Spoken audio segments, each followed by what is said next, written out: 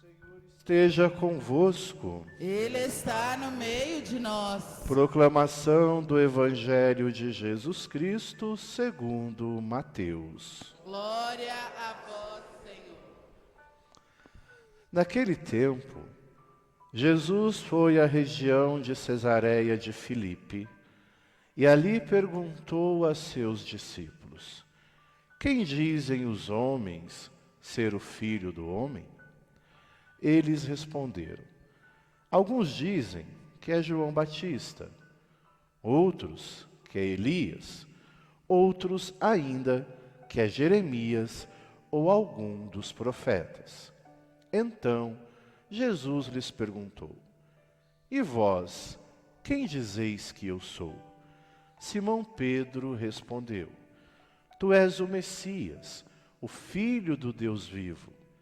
Respondendo-lhe, Jesus lhe disse: Feliz és tu, Simão, filho de Jonas, porque não foi um ser humano que te revelou isso, mas o meu Pai que está no céu.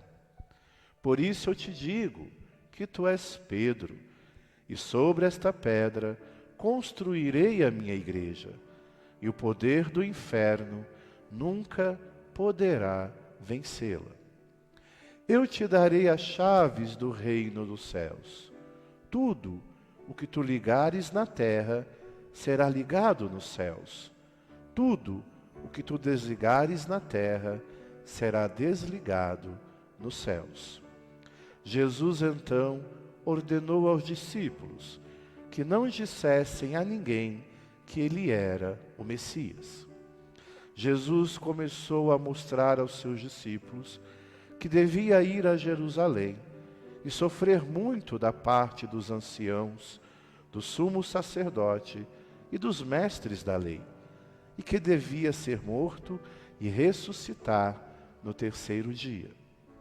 Então Pedro tomou Jesus à parte e começou a repreendê-lo, dizendo: Deus não permita tal coisa, Senhor, que isto nunca te aconteça. Jesus, porém, voltou-se para Pedro e disse: Vai para longe, Satanás.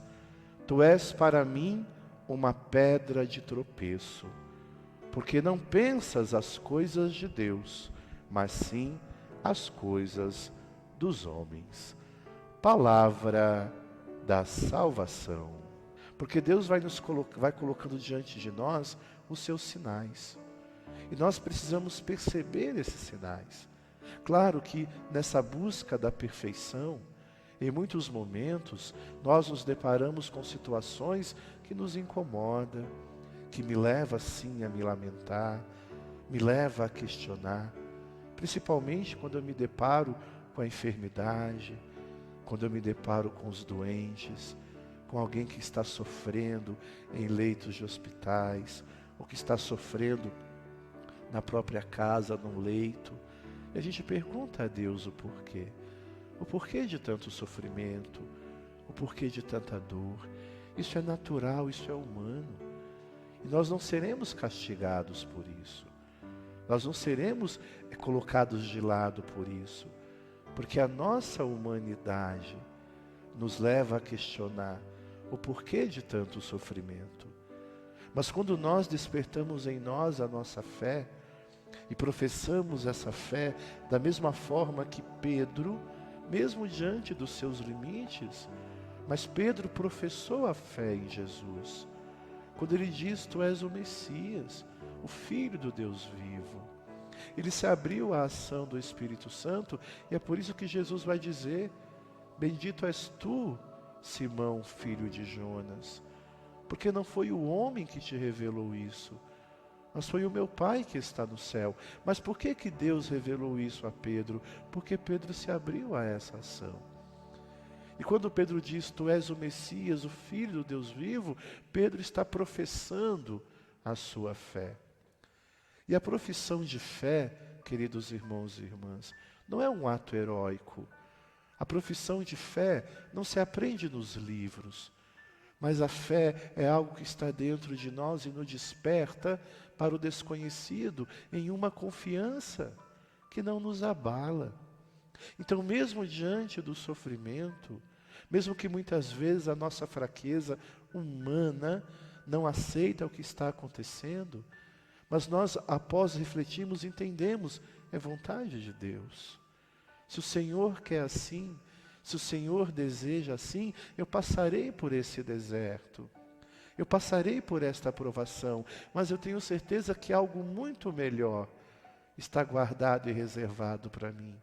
Se não for nesta terra, será no céu diante de Deus. Mas tudo está nas mãos dele.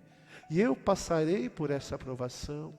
Eu passarei por essa dor. Eu passarei por essa enfermidade com resiliência, com fé, com coragem. Porque é o Senhor que permite tudo isso. E aí também existe aquilo que nós procuramos. Existem algumas enfermidades que chegam no nosso corpo porque nós procuramos por ela. Mas o Senhor não coloca isso diante de nós. Só que este povo de Israel, eles viam os sinais de Deus, e o maior deles foi a própria libertação da escravidão, e eles não reconheceram. E é por isso que Deus vai dizer, lá no finalzinho da primeira leitura de hoje: então o Senhor disse a Moisés e a Arão: visto que não acreditastes em mim, para manifestar a minha santidade aos olhos dos filhos de Israel, não introduzireis este povo na terra que vou lhes dar. Não introduzireis este povo na terra que lhe vou dar. Ou seja, perderam. Perderam a oportunidade de serem livres definitivamente. Perderam a oportunidade de entrarem na terra prometida, uma terra onde jorraria leite e mel. Mas a sua descrença, a sua murmuração, a sua lamentação, a sua ingratidão fez com que eles perdessem tudo de uma vez. Deus deu a oportunidade. E quantas oportunidades Deus deu? Mas esse povo não se aplumou. Esse povo não se corrigiu. Continuou tratando Deus como um Deus infiel, como um Deus que maltrata, como um Deus que é abominante. E Deus então mostrou o seu poder. E termina a leitura dizendo: estas são as águas de Meriba, onde os filhos de Israel disputaram contra o Senhor, e ele lhe manifestou a sua santidade. Porque mais uma vez Deus mostrou o seu poder. Quando Moisés pega o cajado, bate na pedra, e da pedra sai água. Ali, nas águas de Meriba, te provei. E o Salmo vai nos dizer isso: oxalá ouvisseis hoje a sua voz, não fecheis os corações como em Meriba. Não fecheis os corações como aquele povo lá no deserto, diante de Meriba, que fechou o coração para os sinais de Deus. Que possamos então, queridos irmãos e irmãs, pedir ao Senhor que nos ensine a abrir o nosso coração, a professar esta fé a partir deste encontro com o Cristo, esse encontro que nos coloca de pé diante das provações da vida, diante dos problemas que precisamos enfrentar. Peçamos ao Senhor que não tire de nós o deserto. Não é isso que nós pedimos, que tire de nós as provações. Mas o que pedimos é que Ele caminhe conosco, que o Senhor nos tome pela mão e caminhe comigo pelo deserto. Me dê força para enfrentar essa dificuldade, esta enfermidade, esta provação.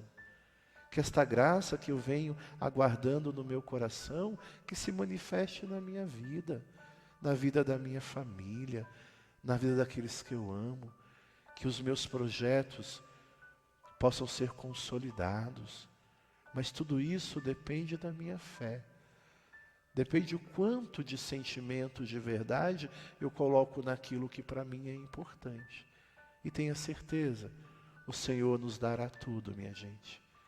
Confie sempre no Senhor. Não lamente, não coloque o Senhor à prova, não duvide.